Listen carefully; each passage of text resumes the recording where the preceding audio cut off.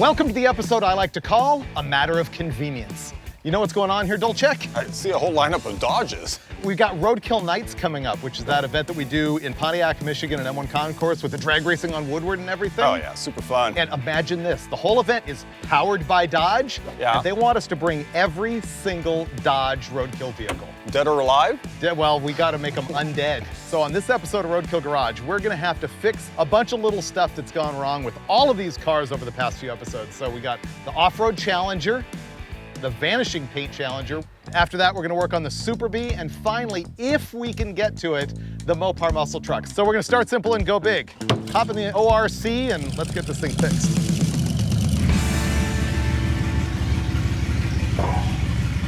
We're gonna be getting all of these cars ready for a competition that's gonna involve road course, autocross, burnouts for distance, probably some drag racing. So in every case, we're just gonna have to go through them and make them roadkill good enough. Our first victim is the Off-Road Challenger, or the ORC. It's a 1970 Dodge Challenger, and the last time you saw this thing, Dulcich and I had pulled out the 318 engine that was destroyed in a sandstorm, and we replaced it with a 360 from an old 3/4 ton truck.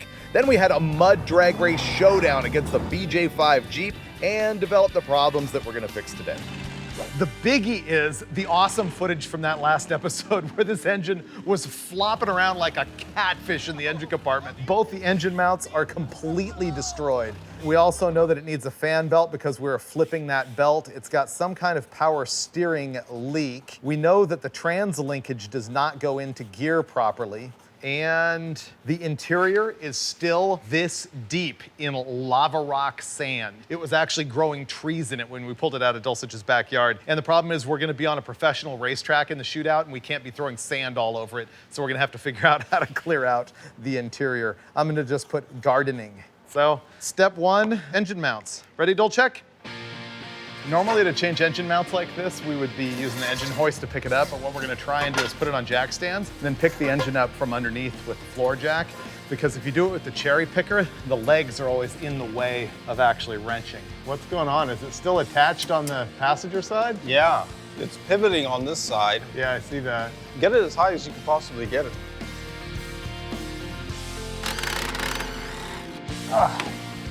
Now that is a broken motor mount. So that's the reason why we're changing this engine mount. The factory, what they call motor mount isolators, have that rubber biscuit in them that keep the engine, when it's shaking, from actually translating noise, vibration, harshness into the chassis.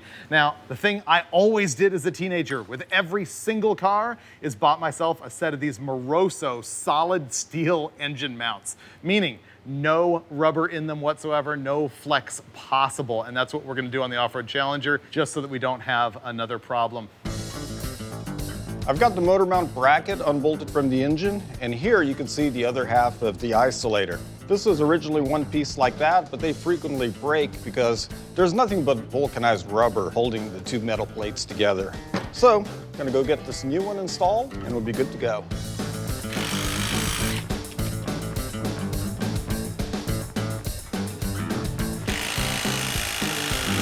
All right, I think that's good.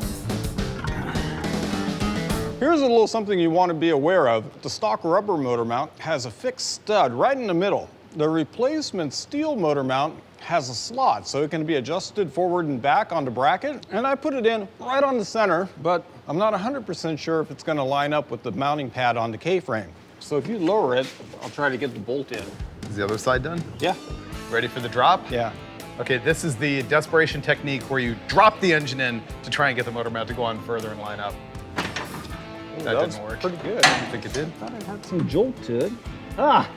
It went right in. So the drop Was the key. It absolutely lined it up. Simplest job, and I didn't think we could like teach anybody anything. Which fish to compare a rubber mount with? Did you like salmon, trout, or bass? I like catfish. Oh yeah? Yeah, they flop around like a 318 with broken motor mounts. Oh, okay. Yeah. All right, catfish.